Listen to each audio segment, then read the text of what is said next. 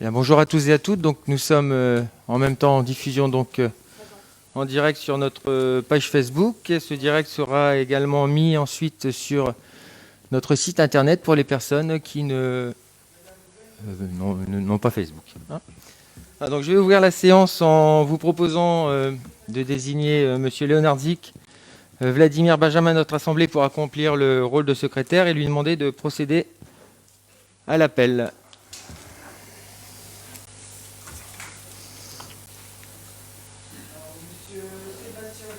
Présent. Présent. Présente. Présente. Conservé. Présent. Madame Evelyne Loteva. Présent. Madame Véronique Orman. Monsieur Jean-Michel Barbarie. Présent. Madame Gwendoline Podine. Présent.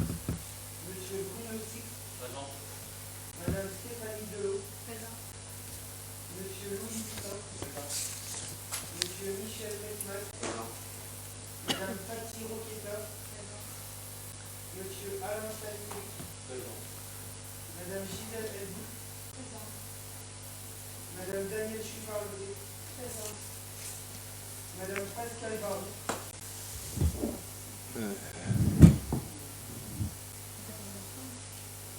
Madame Véronique Derosier. Monsieur Romain Canis. Monsieur Stéphane Lahaye. Madame Aurélie Grouler. Monsieur Marc Fureur. Monsieur René Degan. Monsieur Alain Piscula. Madame Dorothée Germain.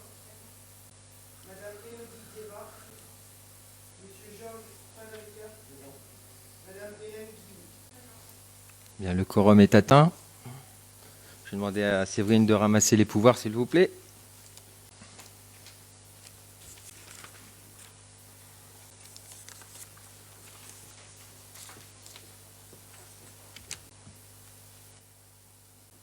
Donc nous allons commencer notre ordre du jour par approuver les procès-verbaux des 2 derniers conseils municipaux donc, qui ont eu lieu les 4 et 15 juillet. Pour rappel, le conseil municipal du 4 juillet consistait à l'installation du conseil municipal et celui du 15 juillet consistait à la désignation et à la délégation des adjoints et conseillers municipaux délégués. Est-ce qu'il y a des remarques sur les 2 procès-verbaux qui vous ont été transmis? Donc, qui est contre? Qui s'abstient? Donc, à l'unanimité, sont approuvés les procès-verbaux des 4 et 15 juillet.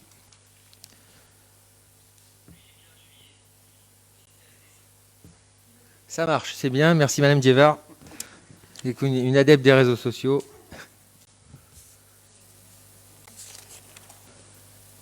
Alors, donc, je vais commencer par... donc, j'ai eu contact avec messieurs Istria et Spadavecchia qui m'ont envoyé quelques questions auxquelles je souhaiterais répondre en préambule de ce conseil municipal. Donc on va commencer par monsieur Istria. Est-ce que vous pouvez me lire les 4 questions et monsieur Spadavecchia vos 2 questions et j'y répondrai. Je ne vais pas vous les lire parce que je ne les ai pas sur moi. Ah, je croyais pardon. que Non, vous alliez nous faire lecture, c'est pour ça. Ah ben je peux en faire lecture si vous Oui, voulez. non, mais excusez-moi, mais Non, il n'y a aucun souci. Vous les avez, monsieur Spadavecchia ou... Bon, je vais commencer par les questions de monsieur Istria, si vous voulez bien. Donc, dès le 26 juin dernier, notre groupe... non, c'est pas... Excusez-moi, c'est pas les bonnes questions. Hop. Je vais commencer par les vôtres. Alors, donc les questions de monsieur Istria sont les suivantes. Afin que les Vambrocitains et les élus d'opposition puissent avoir une meilleure lisibilité dans le développement de notre programme de campagne, un discours de politique générale avec vos objectifs pour 2020 et 2021 serait le bienvenu lors du conseil municipal du 1er octobre, donc aujourd'hui. Cela permettrait également d'asseoir notre stratégie et d'avancer de concert avec la majorité. Le numéro 2, l'affaire de la malterie a été un point central de votre campagne. Plusieurs réunions à ce sujet ont eu lieu dernièrement. Pourrions-nous avoir un compte-rendu et nous donner votre sentiment et orientation sur ce dossier ? Point numéro 3, vous souhaitez mettre en place une brigade cynophile sur le territoire de la commune. Nous aimerions avoir les contours de votre annonce, délai de mise en place, coût et éventuellement piste d'économie afin de financer ce projet.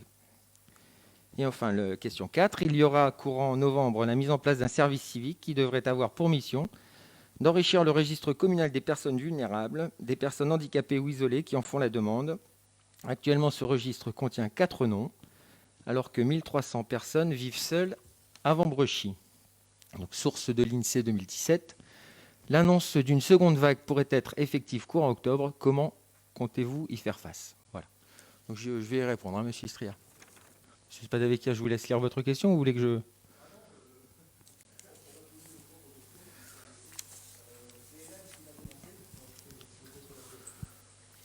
Monsieur le maire, vous avez le 16 juillet dernier pris un arrêté interdisant dans les quartiers du Vent-de-Bise et de l'Agrippin tout rassemblement de plus de 5 personnes, ainsi que la possession et l'usage de pétards et feux d'artifice.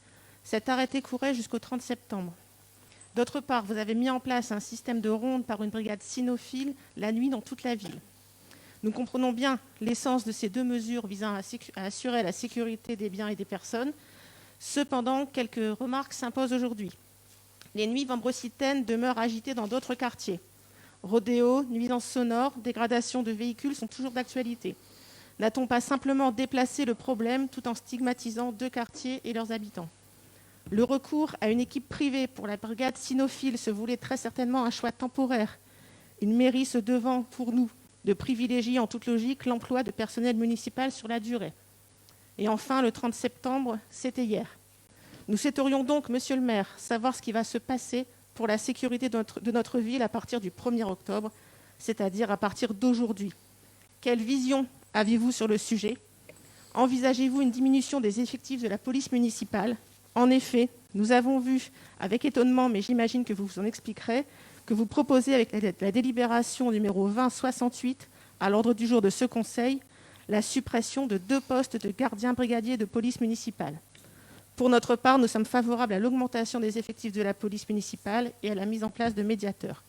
Merci, monsieur le maire, de nous éclairer sur ce sujet essentiel pour un grand nombre de nos concitoyens.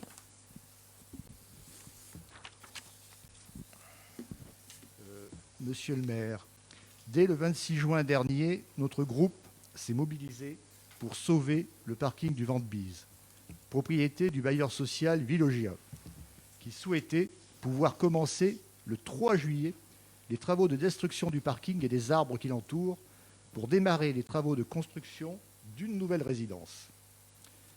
Les résidents du quartier du Vent-de-Bise se sont rassemblés pour sauver ce parking et ses espaces verts. L'association de développement pour la qualité de vie à Vambrechy, que vous connaissez bien pour en avoir été le président, s'est également mobilisée contre ce projet de destruction du parking. Le quartier du Vent-de-Bise souffre d'un manque chronique de places de parking. Les espaces verts s'y font rares. Pour le moment, du fait des recours engagés, la destruction du parking et des arbres qui l'entourent n'a, fort heureusement, toujours pas eu lieu. Vous n'êtes pour rien, naturellement, dans les décisions qui ont conduit à cette situation. Mais vous avez aujourd'hui les moyens de vous opposer à cette destruction. Nous souhaiterions connaître votre position, monsieur le maire. Donc, merci pour vos questions. Donc, monsieur Istria, vous m'avez posé 4 questions. Monsieur Spadavecchia, 2. Je vais répondre à votre première demande, monsieur Istria, à savoir... je ne vais pas faire un discours de politique générale. C'est réserver ça plutôt... Premier ministre au niveau de l'Assemblée. Je vais plutôt vous faire effectivement une vue sur la période 2021, celle que vous demandez. Et je vais m'appuyer sur ce que je vais vous dire, sur les 5 autres questions, c'est-à-dire celle de votre groupe et celle du groupe de M. Spadavecchia. Donc vous rappelez que la malterie était un point central de ma campagne? Non. Le devenir de la malterie faisait partie, et fait toujours partie d'ailleurs, de mes préoccupations. Je dirais même de nos préoccupations. Faisant l'objet d'un des points d'information du présent Conseil, j'y reviendrai donc dans quelques instants sur ce sujet. En revanche, ce qui était le point central de ma campagne, et elle restera pour les 6 années à venir, pas que pour les 2 prochaines, c'est le lien au quotidien dans toutes nos actions. J'ai d'abord voulu renforcer le lien avec les Vambrecitains et développer la proximité avec les services publics. Les permanences que j'ai mises en place en sont une illustration et me permettent de rencontrer toutes les personnes qui le souhaitent et d'échanger sur des problématiques qui les concernent. Pour ma part, il n'y a pas de citoyen lambda. Nous sommes tous des Vambrositains et j'ai la même considération pour chacun. Nous renforçons également le lien avec les Vambrositains à travers la communication que nous mettons en place, notamment par le biais de nouveaux outils et de nouvelles méthodes. J'ai déjà dit, avec la mise en place de la page Facebook, rien ne sert de se précipiter, je préfère que les choses soient faites correctement plutôt que bâclées. Le service concerné travaille chaque jour pour améliorer notre visibilité et afin que chaque Vambrositain ait accès à une information de qualité. Par ailleurs, un audit sur les matériels informatiques a été lancé qui devrait nous permettre d'améliorer le fonctionnement de la collectivité et des services proposés aux usagers. Vous me questionnez en dernier lieu, M. Istria, sur la manière dont nous pourrions gérer une seconde vague de contamination. Pour moi, une gestion de crise passe d'abord par une organisation optimale des services et comme je l'ai évoqué, notre volonté reste de continuer à vivre tout en respectant les mesures sanitaires en vigueur et en ne laissant personne en difficulté. Enfin, le lien est constant avec le programme que nous nous efforçons de mettre en place chaque jour. Lien vis-à-vis de l'engagement d'une démarche éco-responsable. En étroite collaboration avec les services en charge de la gestion énergétique, Dalkia pour le chauffage, Citeos pour l'éclairage public, nous travaillons sur les possibilités en matière de végétalisation. On travaille en lien avec Citeos et Dalkia et à côté de ça, donc on travaille sur les possibles pour mettre la végétalisation des façades en place dans nos rues. À Vambrochy, je reviens à Citeos, seules 5 rues sont équipées en LED. Étendre cette technologie économe en énergie demeurera pour nous un objectif de ce mandat et débutera dès 2021. Monsieur Spadavecchia, vous m'interrogez sur le devenir du parking du Vent de Bise. J'ai reçu certains résidents du quartier. Je me suis même entretenu je suis allé à l'Assemblée Générale du Rubens. J'ai rencontré les représentants de Villogia. 2 recours gracieux ont été déposés, dont un par la DQVW et par des riverains du Rubens. Les 2 ont été déboutés. Pas par moi. Pourtant, les travaux n'ont toujours pas commencé. J'ai donné un avis négatif au bailleur sur la mise en place du chantier. J'étais contre ce projet pendant la campagne. Je reste contre aujourd'hui. Je m'étais aussi opposé au permis de construire de la rue de Marquette, signé le 19 mai dernier. Sachez que j'ai annulé ce permis de construire, mais rien ne nous dit pour autant que Villogia ne fasse un recours contre mon action rue de Marquette, ni sur celle du Vent de Bise. Concernant le renforcement de la sécurité des personnes et des biens, je suis bien conscient des incivilités dont vous nous parlez. Rodéo sauvage, regroupement, et nous avons rapidement pris des mesures pour tenter de les endiguer. En outre, ces actes de délinquance n'existent pas que sur Vambrochy. J'entends bien vos critiques et vos interrogations, mais nous héritons d'une situation un peu complexe. Je pense que vous en savez quelque chose, monsieur Spadavecchia. Si moi j'étais président de la DQVW, vous étiez vous-même conseiller délégué à la sécurité. Nous travaillons en lien étroit avec nos policiers municipaux et le commandant Hoss du commissariat de Marc-en-Barœul pour trouver les solutions les plus efficaces au quotidien.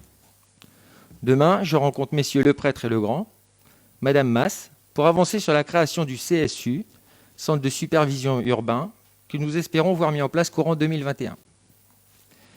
Le prochain budget intégrera le déploiement de nouvelles caméras de surveillance et nous équiperons notre police municipale dans les jours à venir de caméras piétons. Je voudrais rendre à César ce qui appartient à César. Vous étiez l'instigateur de ça. Les arrêtés que nous avons pris n'ont rien stigmatisé les quartiers concernés. Il s'agissait bien de rétablir la tranquillité des riverains. En ce qui concerne la brigade cynophile, elle est en place depuis 1 mois, même 2, et ce jusque fin décembre. La sécurité des biens et des personnes reste donc au centre de nos préoccupations. Soyez-en assurés. Quant à l'engagement associatif et sportif et au soutien à l'accès à la culture pour tous, en ces temps de crise sanitaire, comme je l'ai déjà dit, je m'interdis d'interdire ce qui n'est pas interdit. Nous travaillons pour assurer la continuité des événements programmés dans le respect des règles sanitaires quand ça est possible. Après, on est toujours obligé et tenu de se plier face aux arrêtés préfectoraux. Concernant l'accompagnement du développement économique, chaque jour, les élus en charge de ces questions s'attachent à tisser des nouveaux liens avec les commerçants, les artisans, les entreprises. Nous espérons relancer bientôt l'association des commerçants, artisans, entrepreneurs, et travaillons également en lien avec l'AMEL pour porter les projets de soutien au monde économique, comme par exemple le BGE, donc bus d'information aux créateurs d'entreprises, qui a reçu à Vambrochy 12 personnes. Nous réitérerons l'opération aussi souvent que possible pour aller à la rencontre de ceux qui font vivre l'économie vambrocitaine. Gwendoline Spotbean a par exemple démarré des permanences chaque lundi qui rencontrent un réel succès. Nous soutenons également les jeunes dans leur recherche d'emploi, non pas en sollicitant un, mais deux postes en mission de service civique. Un dans le social, un affecté entre le lien, liant le monde sportif et les écoles. Alors le souci aujourd'hui, c'est que c'est très compliqué de recruter des personnes intéressées parce que M. Sass va gérer ça avec le CIVOM, mais il y a très peu de candidatures. Donc les jeunes qui nous regardaient sur Facebook, n'hésitez pas à candidater si vous êtes intéressés pour postuler sur ces missions. Vis-à-vis du lien intergénérationnel, la période Covid est singulière et nous empêche d'agir directement sur le terrain. Néanmoins, nous recherchons des solutions adaptées à la situation. À titre d'exemple, nous avons célébré une centenaire en faisant une vidéo mettant en scène des enfants de nos mercredis récréatifs. Nous travaillons également directement avec les services concernés et les directeurs de structures pour faire au mieux en ces temps particuliers. Et pour répondre à votre dernière question encore, si une aggravation de la crise devait avoir lieu, nous gérerions de la même manière que la première vague a pu être gérée, estimant que les initiatives qui avaient été prises par l'ancienne équipe étaient satisfaisantes. Vous me demandiez donc un discours de politique générale. Je préférais vous répondre de la sorte qui retrace un peu nos objectifs. J'espère que j'ai pu répondre à vos questions. N'hésitez pas si vous souhaitez que je complète quelques-unes. Donc, depuis la fin août et alors que la crise que nous traversons s'intensifie et fragilise beaucoup d'entre vous, je m'adresse à tous les Vambrocitains chaque mois via une newsletter. Nous poursuivons notre phase d'observation et d'écoute. Et c'est vrai qu'en 3 mois, on ne peut pas tout faire d'un coup, quoi. J'ai reçu l'ensemble des directeurs en entretien individuel. Je vais maintenant m'atteler à recevoir l'ensemble des agents. Tout cela nous permet déjà depuis le début de l'été de travailler de manière pertinente à la réorganisation des services municipaux. Donc c'est aussi un objectif pour 2021. Parallèlement, nous avons pris la mesure des travaux de la mairie, plus que nécessaire, pour accueillir la population dans les meilleures conditions, offrir aux agents de la ville un cadre professionnel optimal et rompre avec la fracture énergétique que nous avons pu constater pendant la canicule. On garantit que vous devez le savoir, dans les bureaux, il fait très chaud l'été et là, avec le froid qui est tombé, il fait froid. Donc, je m'étais engagé à réduire nettement les coûts de la réhabilitation de notre bâtiment communal, estimé à 4,7 millions, je vous le rappelle.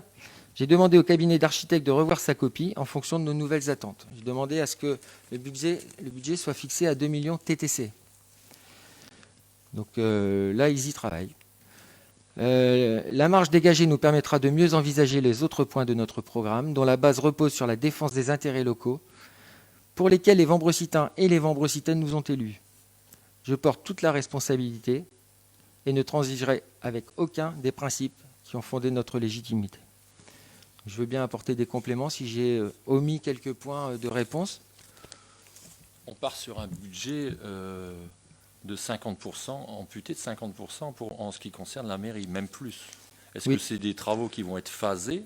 Oui. Ou est-ce que vous allez faire tout simplement une partie Alors aujourd'hui, on a vu avec le cabinet d'architectes, donc il y aurait moyen. Alors, au départ, j'avais plusieurs idées en tête, pour être très transparent avec vous. Au départ, je voulais déplacer tous les personnels dans un bâtiment bien particulier. Et puis, il s'avère que l'architecte a trouvé une solution qui est beaucoup moins onéreuse, à savoir la mise à disposition. Alors, je ne sais pas si c'est des portes à cabine ou... Enfin, c'est un peu ça, des portes à cabine. Alors, effectivement, nos agents vont travailler de manière difficile pendant une année, mais le service public sera assuré. Voilà, donc ça, c'est la première phase du phasage, mais ça va aller très vite, l'installation de portes à cabine. Et ensuite, donc, quand on a regardé les projets, le plan avec les architectes, on s'est aperçu qu'il y avait beaucoup de choses qui n'avaient pas lieu d'être et qui auraient pu nous faire gagner des sommes substantielles. À titre d'exemple, juste derrière vous, devait avoir une salle du conseil. J'ai préféré vous faire voter juste après une délibération, nous permettant d'aller à la salle des fêtes. Donc voilà, ça nous fait des économies substantielles. Voilà, donc c'est de cet ordre-là sur lesquels nous travaillons. Et en fait, si vous voulez, comme on devait refaire la salle du conseil, au-dessus, il devait y avoir une réhausse. Et en fait, comme la salle du conseil n'avait pas les structures assez stables, il fallait tout renforcer et ça coûtait beaucoup d'argent.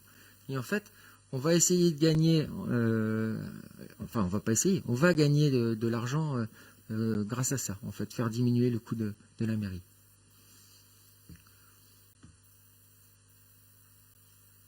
Monsieur Spadavica ? Bien. Alors donc je vais passer maintenant au point suivant. Donc c'est quelques informations que je peux vous apporter. Donc monsieur Istria, ça va me permettre de répondre à votre question sur la malterie. Donc la malterie, alors donc j'ai les dates, je les connais pas par cœur. Le 3 avril 2020, donc il y a une requête introductive au tribunal administratif de Lille qui a été déposée par la SARL HLH. Enfin à moins que vous vouliez que je refasse un historique un petit peu plus pointu. Qui souhaite que je fasse un petit historique rapide. Donc globalement, il y avait la malterie a été mise en vente en fin de mandat dernier. Il y a eu 3 projets qui ont été proposés, un projet qui s'est retiré, il en restait 2. Et avant ça, il y avait un autre projet donc qui était la SARL La Malterie qui avait acheté. Oui, pardon. Pardon. Oui, mais enfin, je reviens à la malterie. Une fois que la malterie... Il y en avait 4 après ? Ok, bon. Mais il y en a un qui s'est retiré, donc il en restait... Ouais, il en reste... Voilà. Ok. Donc, la malterie, finalement, bon, ça ne s'est pas fait avec la malterie. Il y a eu une délibération au conseil municipal qui a annulé la vente à la malterie. Il y a eu une autre proposition.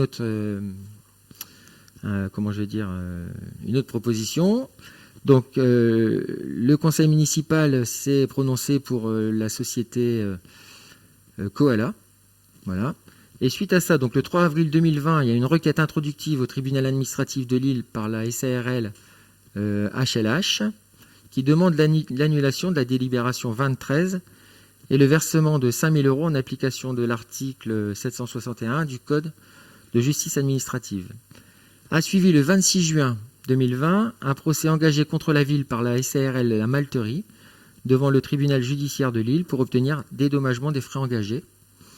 L'audience a été renvoyée au 12 novembre. Alors aujourd'hui, ma priorité sur ce bâtiment, c'est la mise en sécurité du bâtiment. Donc ce qui m'intéresse, c'est que l'affaire soit réglée le plus rapidement possible. Voilà.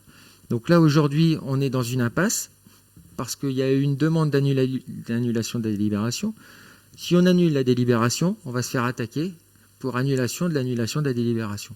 Donc l'objectif, c'est de trouver une solution qui nous permette de sortir de cette situation qui est problématique. Je sais pas, j'ai été clair ? Oui, monsieur Spadavica ?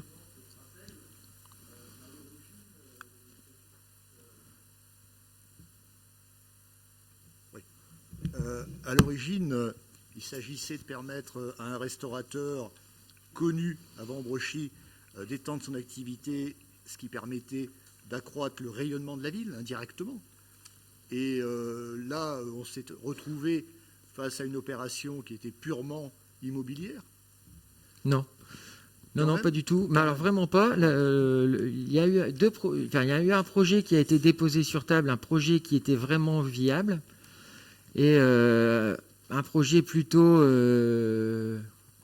comment je vais dire, comment on dit, Michel, un projet vague, sans savoir. Et c'est le projet où il y avait vraiment un projet qui a été choisi par Monsieur Janssens, et je ne vois pas en quoi l'opération est illégale, si ce n'est le fait que effectivement ça a été vendu moins cher que l'autre offre, quoi. Mais moi, là, pour le coup, je ne peux que suivre ce que Monsieur Janssens avait pris comme décision avec vous, quoi. On va pas être hypocrite, les gens de la société Koala. Ouais. Vous personnellement, parce que bon, il y a eu l'ère Janssens, il y a eu la période électorale. Maintenant, vous qui êtes aux manettes, vous avez reçu ces gens-là. Qu'est-ce que vous pensez? J'ai reçu tous les acteurs, Monsieur Debergue. Voilà. Qu'est-ce que vous pensez de ce projet-là? Ben, moi, je trouve le projet très bien. Après, je vous dis, le projet présenté, alors c'est un projet qui a été présenté par 3 Vambrosita, une association, si on peut appeler ça une association, mais de 3 Vambrosita. Le projet, alors je ne veux pas dire le projet ici parce que l'affaire est en justice et je ne veux pas, mais le projet était vraiment très bien, quoi. Alors ce que je disais, c'est que c'est eu un delta financier qui a fait que la délibération a été attaquée. Il n'y a que ça, quoi. Mais qu'est-ce que je veux dire? Vous avez reçu la société HLH, j'ai reçu tout le monde. Son état d'esprit, c'est quoi aujourd'hui? Bah, l'état d'esprit, c'est que lui, il dit qu'il ne comprend pas pourquoi on a vendu moins cher que ce que lui proposait. Voilà, c'est tout. Parce que je me permets d'intervenir là-dessus, parce que je connais quand même bien le sujet, et je suis là pour aussi défendre les intérêts de la commune, comme je l'ai toujours fait, et dans cette affaire-là, en l'occurrence, je refais un petit historique, M. Bageux, qui était l'acheteur de ce bâtiment à un moment, il faut pour mémoire rappeler qu'il n'a jamais donné suite, je dirais, à des engagements financiers des banques et compagnie. Donc, mais là, M. Bageux s'est retiré du projet.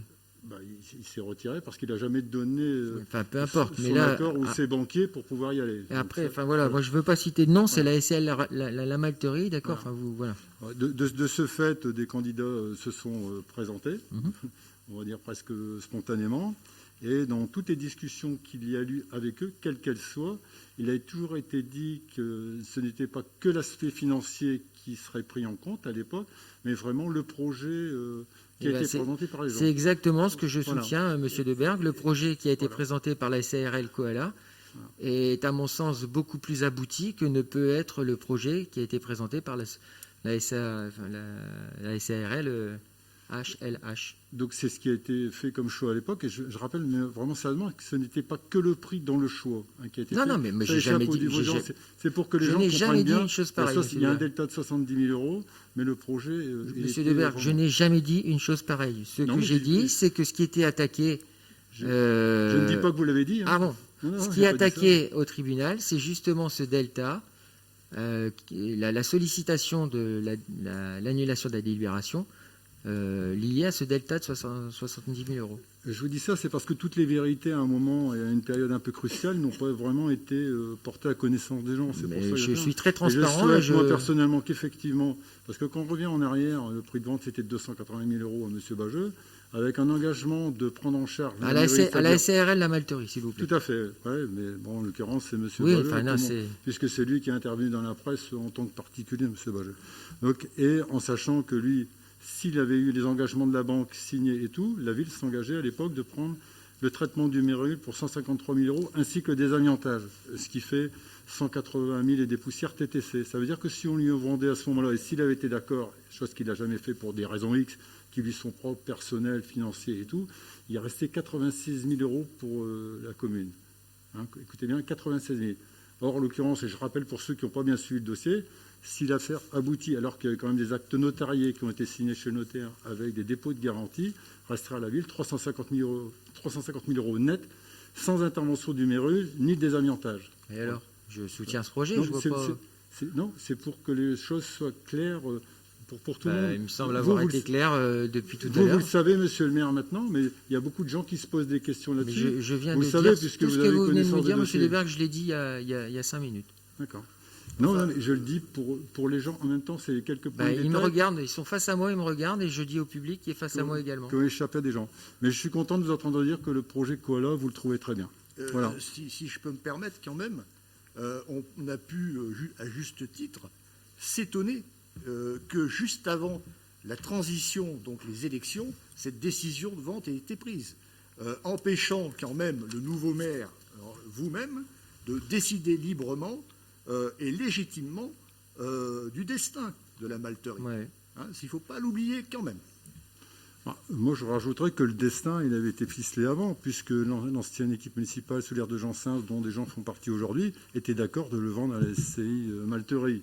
Donc, ça, c'était d'accord. Ça n'est pas la même chose. Ça n'est pas la même chose de vendre à un acteur économique, commercial, important de la ville est de vendre à un promoteur immobilier. Non, mais sauf votre respect, Monsieur Spadavecchia, dans la société Koala, c'est pas un investissement immobilier. Enfin, il y a une part d'investissement immobilier, mais à côté de ça, il y a quand même un projet de développement économique qui est important et intéressant. Non, vraiment, il n'y a pas que de l'investissement immobilier. Il y en a certes, mais il n'y a pas que ça. Et je voudrais rajouter aussi que l'idée quand même d'aller rapidement, effectivement, la période électorale est arrivée, et M. le maire ne souhaitait pas spécialement, entre guillemets, refiler un dossier qui était quand même pas évident et qui n'a duré que trop longtemps. Tout le monde est bien d'accord là-dessus. En sachant que lui, le maire, il n'est pas confiné, il continue à évoluer. Et au plus ça va traîner, au pire ça va être. Et ça, je tiens à le mettre en évidence. C'est pour ça que j'insiste là-dessus, pour que ça se déroule le mieux possible. Et je compte sur Monsieur le maire pour faire en sorte d'apporter, je dirais, sa parole et mettre les gouttes d'huile qu'il faut pour décoincer la situation. Il n'y a pas de souci. Je vous dis, pour moi, trouver une issue rapide, c'est ma priorité pour mettre ce bâtiment en sécurité. Et je suis à votre disposition pour rafraîchir la mémoire de certains s'ils l'oublient. Très bien, merci. Alors le point, est-ce que la malterie c'est OK? Donc le point numéro 2 d'information concerne la loi Sapin 2. Donc j'avais été sollicité par Madame Diévard en son temps, mais nous avions déjà anticipé la question. Sur le donc à partir du moment où nous sommes dans une ville de plus de 10 000 habitants, la loi dite Sapin 2 doit être appliquée dans la commune. Donc elle met en place en fait une procédure particulière permettant à tous les agents, quel que soit leur statut, de signaler un crime ou un délit, une menace ou un préjudice grave pour l'intérêt général dont ils auraient eu personnellement connaissance. Ainsi, un régime de protection est prévu pour ces lanceurs d'alerte. Voilà. Donc la procédure, c'est assez complexe d'ailleurs. Alors pour information aussi, un agent, je vais prendre un cas me concernant, un cas de corruption qui est constaté. C'est un délit grave. Un agent a le droit de dénoncer. Donc il faut mettre dans une enveloppe. Cette enveloppe est dans une enveloppe et cette enveloppe est dans un coffre-fort. Et après, la procédure est voilà. Mais en tout cas, la personne qui dénonce le préjudice est protégée. Donc ça, c'est la loi Sapin 2. Et donc nous allons nous atteler à appliquer cette loi. Est-ce qu'il y a des... Donc ensuite, l'information suivante concerne la signature d'une convention pour l'intervention d'un dumiste. Alors un dumiste, c'est un intervenant en musique. En 2017, la ville a signé un partenariat de 3 ans avec l'Université des sciences humaines et sociales qui forme des musiciens intervenants. Les étudiants doivent effectuer des stages en milieu scolaire et extrascolaire afin de mettre en pratique les notions techniques enseignées. Ce stage a pour objectif de permettre aux étudiants d'inscrire le travail musical à l'école dans la logique d'une politique culturelle, qui n'est pas que la nôtre. Pour la ville, la convention de partenariat se déroule sur 3 ans avec l'accueil d'un stagiaire étudiant de 2e année, donc qu'on appelle un dumiste. Il ou elle interviendra dans les écoles publiques primaires et une participation financière annuelle à hauteur de 1 650 € sera versée chaque année à l'université de Lille 3. Donc ça, c'était l'information. Est-ce qu'il y a des interventions sur cette... Ensuite, par rapport à l'autorité... Oh, pardon, Dorothée. Ça marche. J'ai juste une question. Le dumiste, en fait, dépendra de quel service ? Est-ce que c'est dans la convention ? Est-ce que vous avez déjà décidé ou pas ? J'ai pas encore signé la convention. Donc, je l'ai pas... En toute honnêteté, je sais les tenants et les aboutissants, mais je pense que ça va être Madame de Mester. Ça dépendra de la direction de l'action sociale et des écoles, puisque les interventions ont vraiment lieu en milieu scolaire, avec un partenariat avec Madame de Mester. Donc Madame de Mester et Monsieur Valendu qui sera le service qui... Okay. Est-ce que je suppose que vous envisagez un lien avec le service culture et l'école de musique pour faire les passerelles entre les deux ? Oui, enfin ça c'est...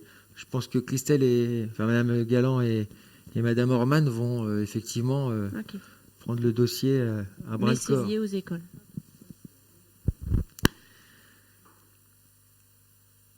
Alors ensuite, donc une information concernant l'autorisation de travaux source et eau de la rue Pasteur et de l'avenue Calmette.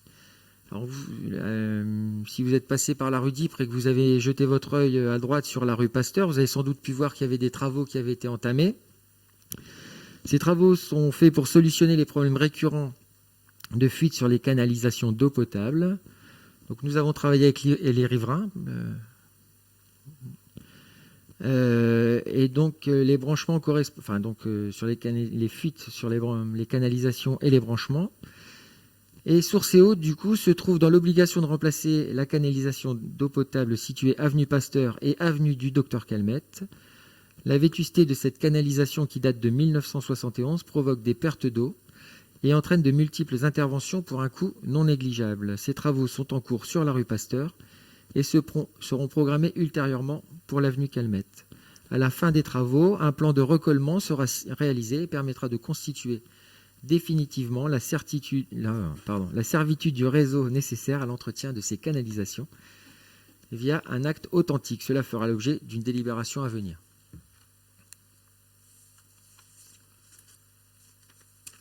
Voilà. Donc on va pouvoir passer maintenant donc à la première délibération, donc qui est la délibération 2062, donc qui concerne un changement du lieu des séances du conseil municipal.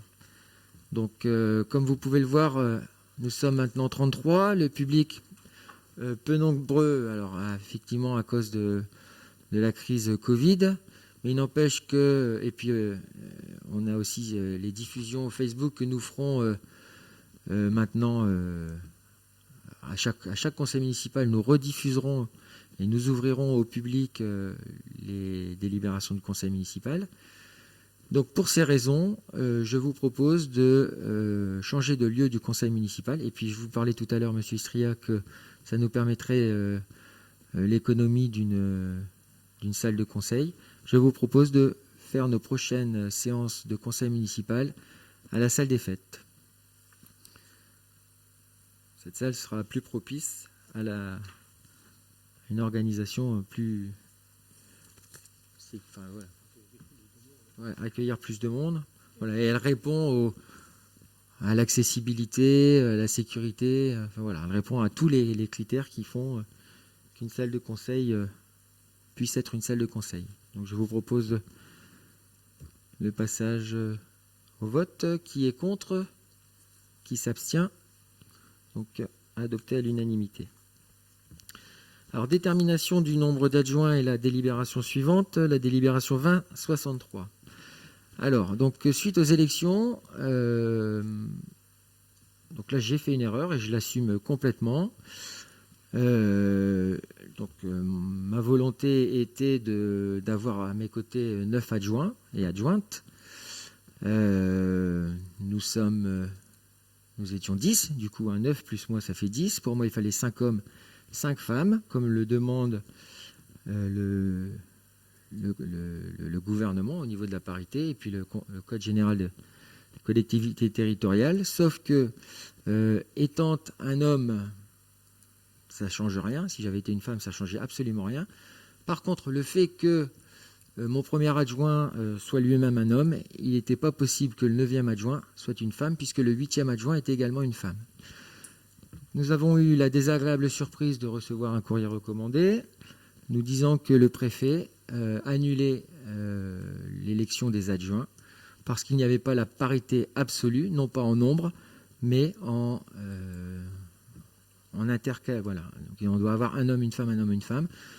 Voilà, alors je trouve ça un peu dommage parce que finalement, on demande à ce que les femmes rentrent dans les conseils municipaux et là, aujourd'hui, on me demande de sortir une femme du conseil municipal. Voilà, donc je remercie Paty. Donc ça n'a pas été de gaieté de cœur, mais j'ai dû lui demander donc, de démissionner. Elle a accepté. Donc merci beaucoup. Donc, mais Paty reste quand même conseillère municipale. Elle garde sa délégation en tant que conseillère municipale déléguée au développement économique et aux relations avec les entreprises, à la signalétique commerciale et à la publicité. Et de fait, elle passe donc du poste d'adjoint au conseil municipal. J'ai donné la délégation commission d'accessibilité et sécurité des bâtiments publics et privés ouverts au public, ainsi que la commission des équipements commerciaux à Monsieur Lecourt, qui était aussi dans la logique de sa délégation. Voilà, donc je vous demande donc de supprimer le poste d'adjoint en cause et de fixer non plus à 9 mais à 8 le nombre d'adjoints au maire. Vous avez des remarques, des questions? Donc, qui est contre? Qui s'abstient? Merci. Donc, je vais laisser la parole à Monsieur Sass maintenant, puisque ça fait partie du budget. Donc, vous parlez des indemnités de fonction des élus.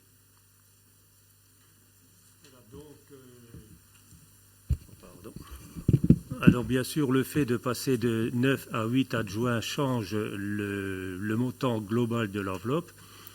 Les chiffres qui avaient été proposés, 65% pour l'indemnité du maire et 27,5% pour les adjoints, restent la même, bien entendu, mais le total passe donc à 285 puisqu'il y a un adjoint de moins. La proposition de répartition qui vous est faite est donc d'attribuer au maire 62,10% donc de l'enveloppe, au premier adjoint 20,80, du deuxième au huitième adjoint 16,30, pour les conseillers municipaux délégués 9% et pour les conseillers municipaux 1%. Ce qui reste à peu près identique à ce qui avait été proposé donc le 15 juillet, avec une légère modification, bien entendu, puisque l'enveloppe a changé, mais il y a un adjoint de moins. Donc globalement, ça ne change pas grand-chose. Or, comme nous avons pu bénéficier de la DSU dans les 3 exercices précédents, la commune donc répond aux critères de majoration des indemnités de fonction des élus. Les indemnités ne sont donc plus calculées sur la strate de 9 999 à 19 999, mais de 20 000 à 49 999 habitants. Il y a une formule qui est le taux maximal de la strate démographique supérieure, qui est fixé non plus à 65%, mais à 90%, multiplié par le taux de la première répartition, c'est celle dont je viens de vous parler, c'était 62,10, et divisé par le taux maximal de l'ancienne strate, qui est 65, ce qui donne en chiffres, si vous voulez, 90%, comme je vous disais, multiplié par ce qu'on avait défini, et 65%, c'était le montant brut qui était possible, ce qui donne un résultat de 85,98, et on a dit que le montant brut qui est donc ressort de ce calcul, qui arrive donc à 3 344 € et 10 centimes. Donc ça, c'est bien un montant brut. Pour le premier adjoint, 33% multiplié par 20,80, ce qui avait été défini auparavant, divisé par 27,50, qui était le maximum possible, et on arrive donc à un résultat de 24,96%, ce qui correspond à 970,80 € brut. Pour les autres adjoints, même chose, 33%, multiplié non plus par 20, mais par 16,30, divisé toujours par le même quotient, 27,5, ce qui donne 19,56, soit 760,77 € brut. Le résultat de cette possibilité donne une augmentation globale d'environ 30 € pour les adjoints, un peu plus conséquente pour le maire.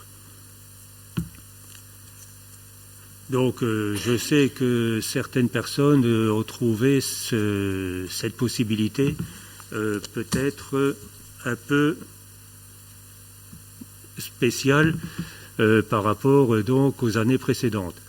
Il faut savoir que cette possibilité augmente le budget, la ligne budgétaire, pour un an de 10 000 €. Hein. Donc il faut savoir aussi que notre maire actuel n'a pas les mêmes dispositions que notre maire passé. Je ne vais pas faire de comparaison financière brute, parce que il n'y a que les finances de la ville et les miennes qui m'intéressent. Compter le porte-monnaie des autres, ça n'a jamais été mon truc.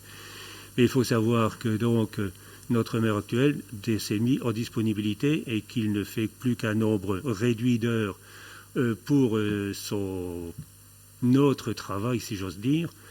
Donc, il fallait aussi qu'il se retrouve dans ses revenus.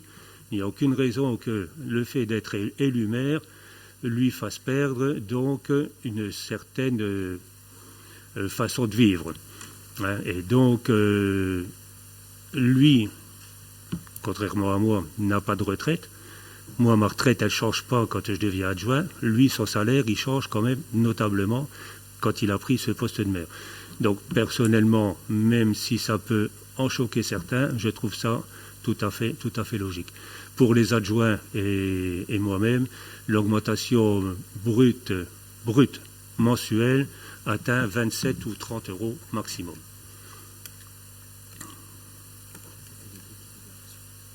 J'ai fait les deux délibérations d'un coup, tout à fait. Oui, parce qu'elles sont tout à fait liées.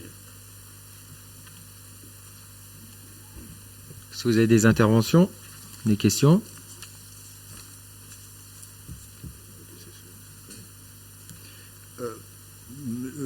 Excusez-moi. Vas-y, je t'en prie. Cette augmentation d'indemnité est, comment dirais-je, est possible grâce à la DSU. Oui. D'accord. Et la DSU est normalement octroyée à des villes de 20 000 à 50 000 habitants ou des villes qui répondent à un quota de logements sociaux. C'est ça?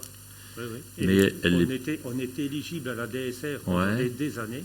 D'accord. Et on a vu arriver la DSU il y a 4 ans. La première année où on l'a vu arriver, je vous avoue qu'on n'a pas compris. Ouais, d'accord. Mais et cet octroi n'est pas obligatoire d'augmentation d'indemnité. Ça peut être dispatché ailleurs en termes de finances de la commune, non? Non, ça peut pas être cette dotation. C'est pas une dotation. Ah, parce que je croyais que c'était une dotation. Moi. Non. C'est quoi alors Parce que moi j'ai comme mot la DSU, dotation. Non, mais la DSU est une dotation qui n'a rien à voir. C'est uniquement le type de commune qui permet. D'accord. Mais la DSU, on continue à l'avoir. On va continuer à l'avoir depuis 4 ans et jusque maintenant. Tout à fait, la DSU, on continuera de l'avoir. Ok. Pour notre part, on l'avait dit d'ailleurs lors de la campagne, on ne souhaite pas aller vers des augmentations du montant des indemnités des élus. C'est la raison pour laquelle on votera contre.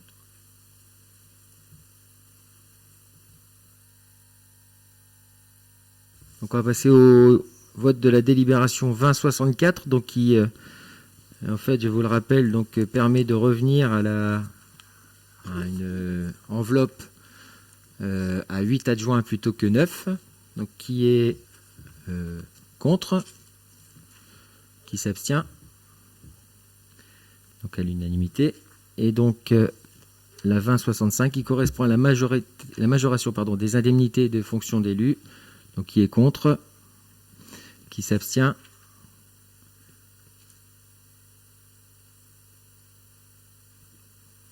Donc ça fait 4 abstentions, 2 contre.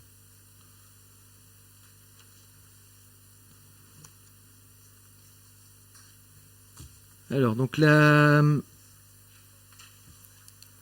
délibération suivante concerne la composition des commissions, donc un modificatif. Donc le conseil municipal du 15 juillet a fixé à 7 le nombre de membres de chacune des commissions et acté sa composition, à savoir donc le président, donc qui est un adjoint, le vice-président qui est un conseiller municipal délégué, excepté pour la commission finance, administration générale, assurance, donc qui est représenté par Monsieur Sass, 3 membres représentant la liste Vambrochy, ce lien qui nous unit, un membre représentant la liste Ensemble pour Vambrochy et un membre représentant la liste Une Nouvelle Ère pour Vambrochy. Je vous propose de ne pas préciser que les fonctions de président et vice-président sont assurées respectivement par un adjoint et un conseiller municipal délégué, Mais je vous propose de dire que, alors comme M. Istria l'a demandé cet après-midi, donc soit faite par le maire, l'adjoint ou un conseiller municipal délégué. Et c'est ce que nous ajouterons à votre demande à l'article 10 du règlement intérieur.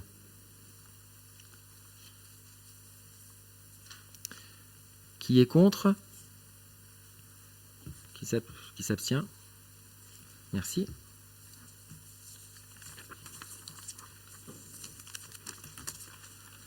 Donc le règlement intérieur, justement, donc nous avons travaillé de concert avec l'équipe de M. Istria et l'équipe de M.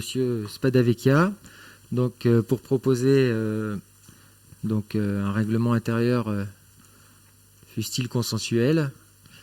Donc le règlement intérieur est consultable en mairie. D'accord, mais voilà, donc le règlement intérieur, oui, mais je veux dire pour les personnes qui nous regardent. Oui, voilà. Donc vous pouvez consulter le règlement intérieur en mairie.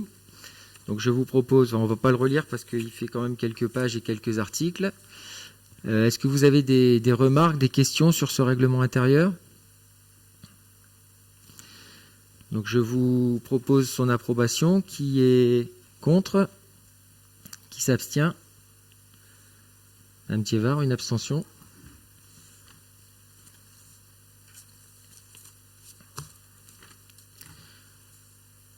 Alors, donc, le point suivant, donc je vais laisser la parole à M. Sass, donc il va vous présenter l'état du personnel.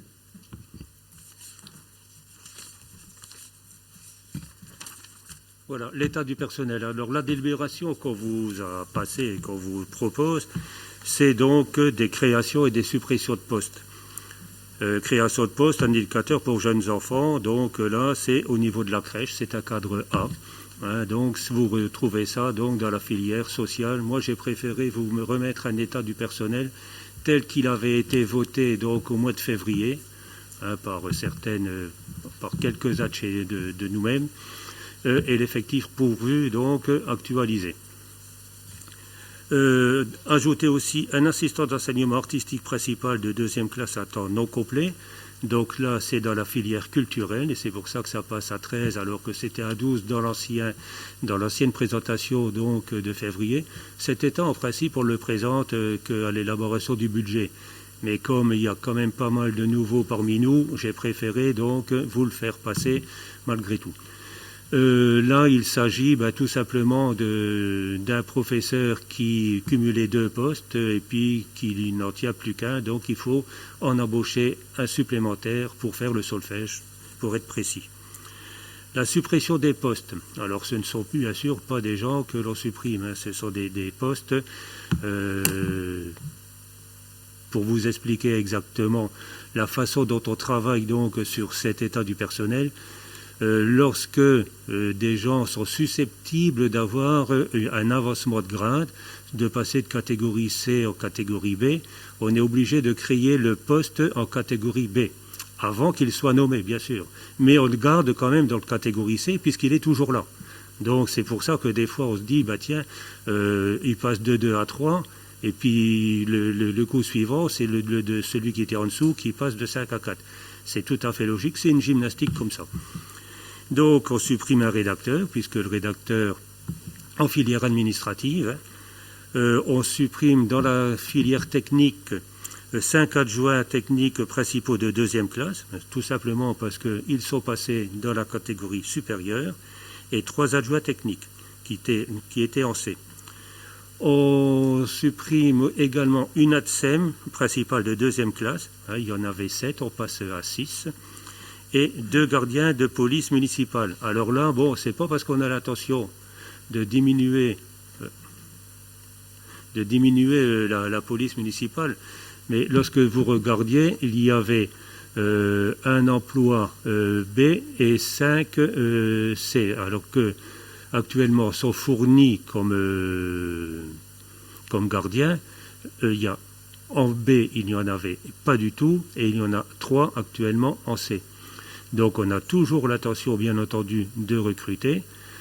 Mais il faut s'assurer que l'on puisse donc faire passer nos gens dans la catégorie. Donc il y en a bien 5 qui sont prévus en police municipale. Il n'y en a que 3 de pourvus, mais les recrutements sont en cours. Et donc au total, il y en a 6 de pourvus, 6 de prévus et 3 de pourvus.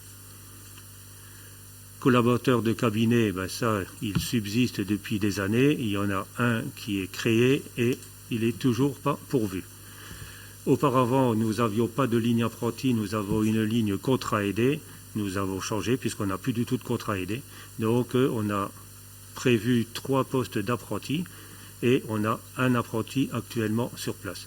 Alors, la grosse différence, c'est en filière culturelle, bien sûr, 13 créés pour un seul de pourvu, ce qui correspond à nos profs de musique qui ne sont pas donc des gens de chez nous.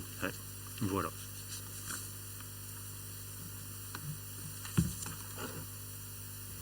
Je peux poser une petite question sur la police municipale, et on en voit 3. Je suppose que la SVP est dans la partie administrative là-haut. Ça fait 4, non? La SVP n'est pas dans la colonne police municipale. Non, mais aujourd'hui, il y a M. Delchambre qui a pris sa retraite. Et donc là, on va remplacer le poste de M. Delchambre par un policier municipal. En sachant qu'on en a un autre qui est en formation en ce moment. D'accord, l'objectif c'est de remplacer la SVP par un policier municipal, non? Là, l'objectif c'est déjà de remplacer aussi le départ de M. Delchambre, dans un premier temps. Vous cherchez un poste ou 2 là en ce moment? Là, un seul pour l'instant. Ce qu'on aimerait surtout, c'est faire passer ces concours à la SVP. Oui, tout à fait. Qui peut le plus, peut le moins. Et puis, parce qu'en plus, il semble pas mal. C'était notre objectif aussi. Juste pour revenir effectivement sur... pour bien comprendre, 2 gardiens brigadiers de police municipale sont supprimés pendant... Non. Je comprends pas. Non. Suppression de 2 gardiens brigadiers de police municipale. Par quoi vous voulez les remplacer? De toute façon, non. Il y en avait sur l'état du personnel de février 2020. Il y en avait eu rajouté 2. Il y avait 7 policiers municipaux. Ce qui n'a été dans la politique précédente jamais envisagé. Il n'était jamais envisagé de passer la police municipale à 8. Alors pourquoi tout d'un coup en février 2020 ils sont passés à 7, j'en sais rien. Ah, d'accord. Et juste par incidente, puisqu'on n'a pas bien... peut-être compléter la réponse de M. le maire tout à l'heure. Donc, vous n'avez pas la volonté d'augmenter les effectifs de la police municipale? Alors là, aujourd'hui, la volonté qu'on a, c'est d'embaucher quelqu'un qui puisse répondre à notre objectif au niveau du centre de sécurité urbaine, d'accord, qui puisse... En fait, l'objectif, c'est de mettre quelqu'un derrière les caméras. Alors qu'aujourd'hui, il n'y a personne. Les caméras enregistrent. Vous savez, M. Spadavecchia, quand même. Non, mais ça, je sais, merci. Bon, les caméras enregistrent et il n'y a personne. Donc, on est obligé de faire déposer une demande à Marc pour pouvoir analyser les bandes, etc. Nous, ce qu'on veut, c'est qu'il puisse y avoir des interventions en direct. Et c'est sur quoi je vais travailler demain avec les maires de Saint-André-la-Madeleine et Marquette. Et une fois qu'on aura mis en place ce CSU, il faudra forcément mettre en place une personne derrière les écrans. Et ça fera le cadre de cette embauche. Et cette personne sera en relation directe avec notre police municipale et avec la police nationale. D'accord. Donc pour bien comprendre, finalement, on va avoir une augmentation des effectifs de la police municipale. À terme, normalement, oui. Et ce que j'aimerais, c'est que ça soit travaillé en intercommunalité, en mutualisant les moyens. L'objectif, c'est répondre, comme vous disiez tout à l'heure, à une prise en charge, une diminution des dépenses publiques, vous me parliez de ça tout à l'heure, et l'objectif, travailler en intercommunalité, peut permettre de répondre à cet objectif. D'accord. Et juste encore un mot sur la sécurité, parce que, comme l'a dit Hélène, c'est effectivement un sujet préoccupant pour les Vambrocitains. Donc la piste d'une médiation, pour l'instant, n'est pas réfléchie. Si vous voulez, on y travaillera ensemble, M. Spadavecchia, il n'y a aucun souci là-dessus. D'accord ? Pour l'instant, je vous avoue que je découvre. chaque jour. Mon équipe découvre chaque jour et on prend effectivement les dossiers. On avance, grâce au service, encore une fois, je les remercierai à chaque fois si je peux parce qu'on est vraiment aidés. On avance, soyez assurés, on travaille ensemble. Et puis, les objectifs ou les propositions que vous pouvez nous faire seront les bienvenus et je serai heureux de travailler avec vous. Ça veut dire que H24, il y aura quelqu'un qui sera derrière les caméras. Parce qu'une personne, elle ne sera pas capable de faire les 24. Ça sera une mutualisation entre les communes. C'est bien pour ça que c'est pas possible de le faire seul. Et ça, vous le savez tous, c'est impossible de le faire seul. En mutualisant 4 communes, ça dit au minimum 4 agents, un par commune au minimum, qui vont se relayer, puisque de toute façon, ils seront devant les écrans. Qui auront accès à l'ensemble des communes concernées. Tout à fait. Oui, ça sera un réseau global. Ça ne sera pas un réseau par commune, ça sera un réseau global. Et une dernière question pratique, franchement, c'est peut-être mon âge, mais les tableaux, c'est compliqué à lire de loin. Alors là-bas, on voit tout. C'est bien pour ça, Monsieur Deberg, qu'on ira aussi à la salle municipale où on dispose d'un matériel qui est beaucoup plus performant qu'ici. Ou l'avoir en support papier, parce que voilà. Mais c'est pas méchant. Alors le support papier, vous pouvez le demander. Non, mais là ce soir. Ah, pardon. C'est compliqué de lire. Quoi. René, tu sais que c'était ma façon de travailler. J'avais pas pour habitude de projeter ce qui était écrit sur vos délibérations, ni de vous lire les délibérations. Si c'est pour relire les délibérations, je suppose que vous êtes assez grand pour les lire vous-même. Donc je donne des documents qui sont complémentaires, mais pas obligatoirement à joindre aux convocations. Ce que je suis en train de dire, c'est que la salle s'agrandit et on s'éloigne de l'écran de plus en plus. C'est ça que je veux dire. Mais c'est ça qui est intéressant à la salle municipale, c'est que l'écran sera bien dimensionné. J'ai pu en faire l'expérience pendant mes réunions publiques. Je l'ai utilisé et franchement, c'était très très bien. Tant mieux. Alors, est-ce qu'on a donc, faut mettre en délibération donc le poste 20, la délibération 2068 correspondant à ce que M. Sass vient de vous présenter, qui est contre, qui s'abstient, donc à l'unanimité. Alors, la délibération suivante concerne un emploi administratif de directeur général des services. Alors, aujourd'hui, hier plutôt, on avait un maire qui jouait un peu le rôle de directeur général des services. Je n'ai pas cette prétention, surtout avec une ville qui s'est agrandie ces dernières années, et j'ai besoin dans mon quotidien d'un emploi fonctionnel de directeur général des services, donc qui aura pour mission de diriger sous mon autorité l'ensemble des services pour en coordonner l'organisation. Donc cet emploi pourra être pourvu par un fonctionnaire de catégorie A de filière administrative. Est-ce que vous voulez d'autres précisions ? Le poste est ouvert à l'extérieur. Alors aujourd'hui, donc on va, pour l'instant, il n'a pas encore été ouvert puisque j'attends votre accord pour le faire. Une fois que ce sera fait, donc on déclarera la création de poste, donc au niveau de la bourse de l'emploi, ce pendant 1 mois. Donc il y aura des candidatures, je recevrai les candidatures, les candidats, et au terme de cette période, je ferai mon choix, mon âme et conscience. Voilà, c'est la procédure, donc on s'est renseigné sur la procédure à suivre et c'est celle-là. On aura un coût, vous avez estimé le coût un petit peu de ce poste de cadreur ? Aujourd'hui, si vous voulez, l'objectif c'est d'équilibrer l'opération par la réorganisation des services dont je vous parlais tout à l'heure.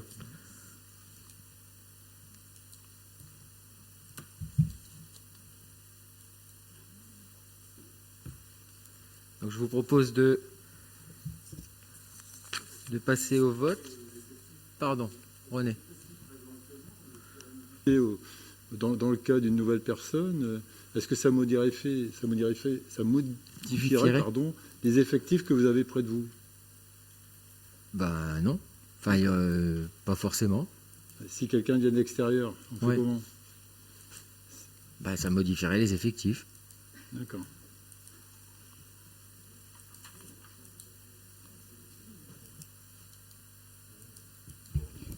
Il faut savoir que donc on travaille sur la réorganisation des services. Il y a pas mal de départs en retraite donc en début d'année. Il y en aura pas mal en 2021. On va regarder. étudier tout ça pour savoir si tous les postes partants sont nécessairement remplacés. Monsieur Spadavecchia, Mme Guillaume. Donc je vous propose donc de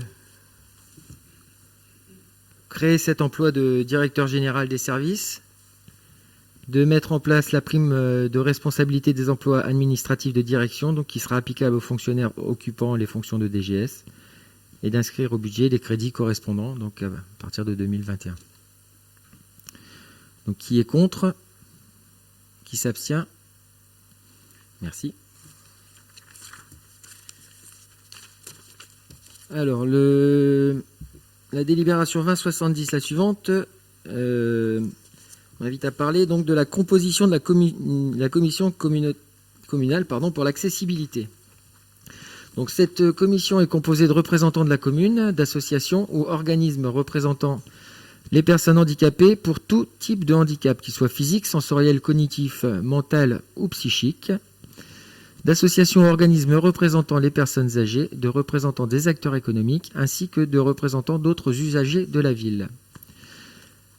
La commission communale pour l'accessibilité a 5 missions: dresser le constat de l'état d'accessibilité du cadre bâti existant, de la voirie, ça a été entamé si je ne m'abuse, des espaces publics et des transports, établir un rapport annuel présenté en conseil municipal, faire toute proposition utile de nature à améliorer la mise en accessibilité de l'existant, organiser un système de recensement de l'offre de logement accessible aux personnes handicapées, tenir à jour par voie électronique la liste des établissements recevant du public situés sur le territoire communal qui ont élaboré un agenda d'accessibilité programmé et la liste des établissements accessibles aux personnes en situation de handicap.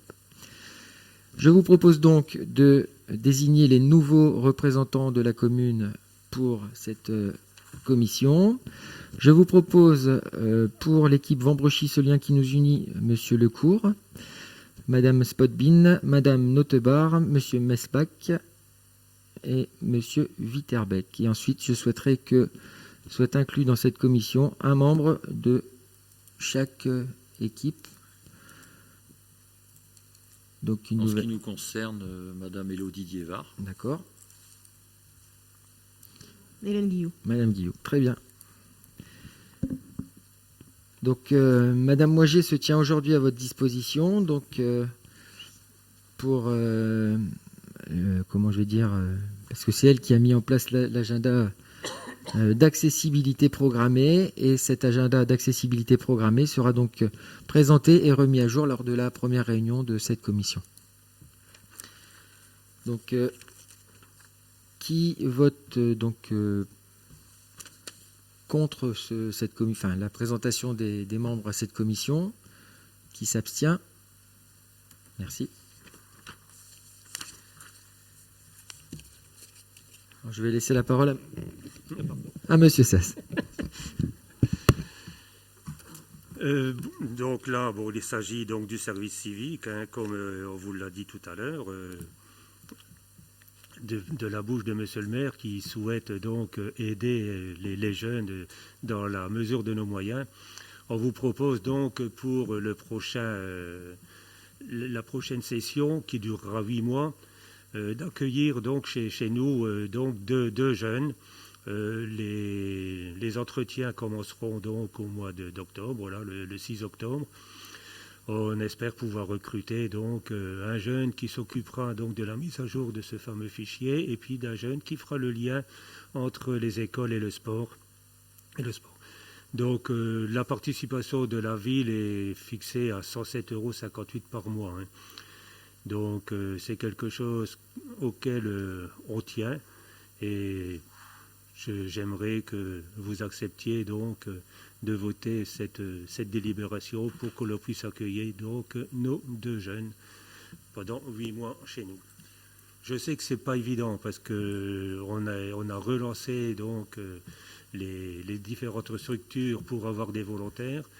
C'est dommage, j'ai du mal à comprendre avec la situation du travail actuellement qu'on n'ait pas plus de jeunes qui se portent volontaires pour ce genre de choses. Juste Monsieur Istria. Si je puis me permettre, sur la délibération, donc 71, puisqu'on parle de celle-ci, oui. Vous avez remis les choses en place. En ce qui me concerne, les 2 jeunes seront affectés à l'administration pour essayer de remettre à jour ce fichier. Tout à fait, l'ABS, l'analyse des besoins sociaux. Où on n'a que 4 personnes pour l'instant. Tout à fait. C'est parce que il y avait une petite ambiguïté. Ouais. Voilà. Un seul sur les 2. Un service civique, et l'autre service civique sera attaché pour faire en fait le lien entre le monde sportif et parce les que c'était pas très clair. C'est pour ça que je posais la question. Il était bien remarqué. Cette année, elle souhaite renouveler cette action en accueillant 2 jeunes. On est d'accord ? Sur des missions liées à la culture, aux loisirs et à l'administration. Et à l'animation, pardon. Et il n'y avait rien sur... sur le sport. Ouais, moi, enfin, sur le fichier, sur le social. Ah, sur le social, pardon. Bah oui, puisqu'il y en a un des 2 qui est... Ah oui, tout à fait. Non, mais on en a parlé. Donc, Madame Germain qui fait partie, et Madame Guillou, si je ne m'abuse, du CCAS. Non, c'est que Madame Germain et Monsieur Spadavec. Ah, pardon, excusez-moi. Pardon. Donc, je suis désolé. Madame Germain, donc, on a discuté de ça, donc c'est une solution que j'ai proposée pour remplir ce fameux fichier, effectivement, qui fait défaut à la commune. Non, mais c'est... Non, la parole engagée sera tenue. Donc je vous propose de mettre René, Monsieur Debergue.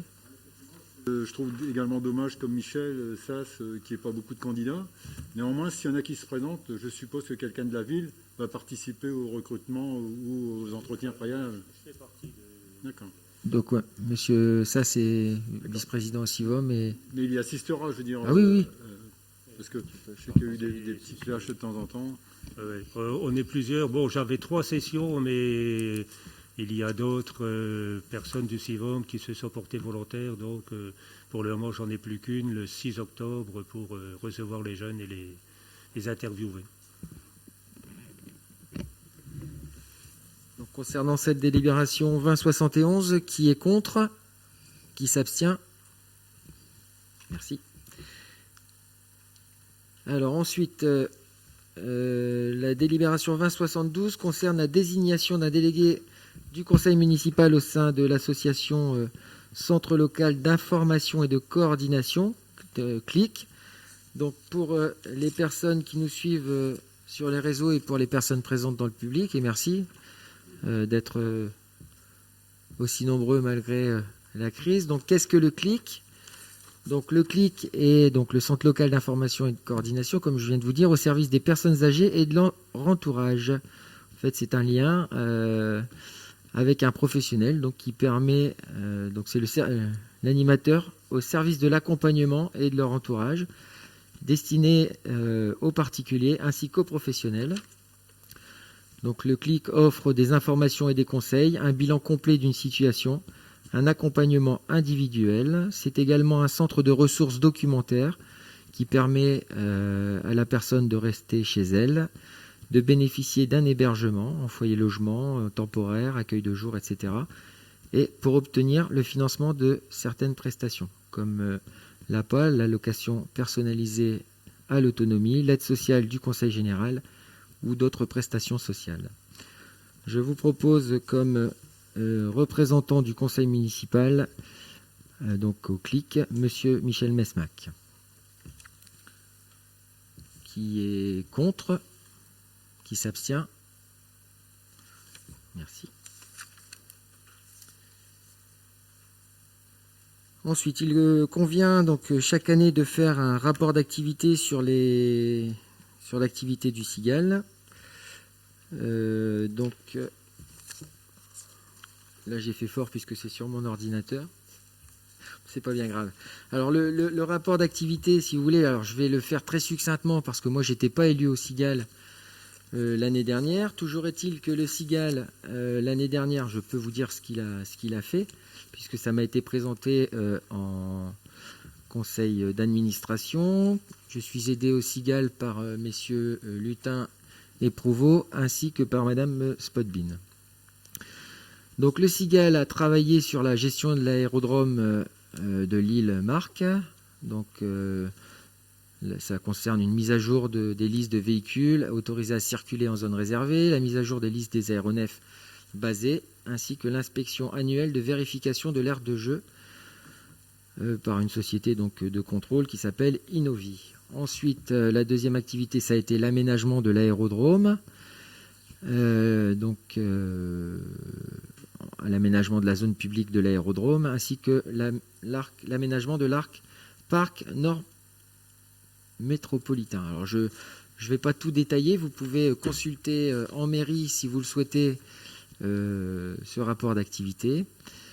Le SIGAL a également travaillé en 2019 sur l'entrée de l'aérodrome et sur la reconstruction du bureau de piste. Ensuite, il a traité donc des dossiers administratifs, notamment une installation illicite de gens du voyage. Ensuite, sur d'autres choses administratives, notamment la mise en concurrence des appels d'offres aux terres. Donc, autour du SIGAL, il y a des lopins de terre en fait, qui sont mis à disposition d'agriculteurs. Donc, il y a eu un appel d'offres qui a été lancé en 2019. Ensuite, il y a c'était après d'autres choses administratives. Et ensuite, le SIGAL a aussi vocation d'animation et de communication. Donc, pour information, je suis vice-président du SIGAL à l'animation et à la communication. Donc, qui a permis un rassemblement de vieilles voitures tous les premiers dimanches de chaque mois sur la zone publique principale de l'aérodrome, qui a permis l'organisation du BMW Mini Autolille, de la location de parcelles par le BMW Mini Autolille, ainsi que l'organisation du championnat de France de barbecue.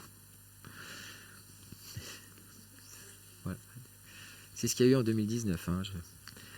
Voilà. Et ensuite, donc, c'est permettre de répondre aux demandes des usagers, donc notamment des concours internationaux de planeurs, concours d'aéromodélisme, Donc, travail en partenariat et en lien avec l'école française de parachutisme de l'île Bondu, l'Union aérienne l'île Roubaix-Tourcoing, l'île Planeur et Nord BMX Club, voilà, qui se passe sur le terrain de BMX à côté de l'aérodrome. Pardon. Est-ce que vous avez des questions plus précises sur le fonctionnement du SIGAL? Bien. Donc je vous propose donc de voter ce rapport, cette communication 2073, qui est contre, qui s'abstient. Eh bien, écoutez, je vous remercie. L'ordre du jour est arrivé à son terme. Alors, je suis désolé, mais pour cette fois, on va conclure ce conseil municipal sans pot de convivialité. On a un arrêté préfectoral donc qui ne nous le permet pas. Voilà, donc je vous souhaite une belle soirée à tous. Prenez soin de vous et donc je reste disponible pour mes permanences les lundis après-midi, et les mardis matins. Voilà, je vous souhaite une bonne soirée au public, à Facebook et à mes chers collègues. Au revoir.